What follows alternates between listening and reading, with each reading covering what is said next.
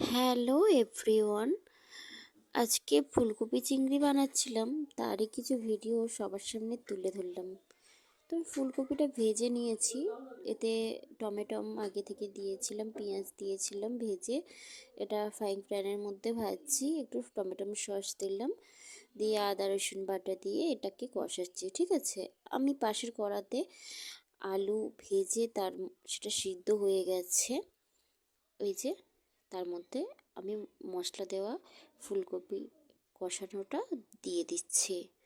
তো এরপর আমি ভালো করে একটু নাড়িয়ে এর মধ্যে পরিমাণ মতো জল দিয়ে দিলাম, তার কারণ ফুলকপিও সিদ্ধ হয়ে গেছে, আলুও সিদ্ধ হয়ে গেছে। জল দিয়ে দিয়েছি, এবার ভেজে রাখা চিংড়িগুলো ওর মধ্যে দিয়ে দিলাম।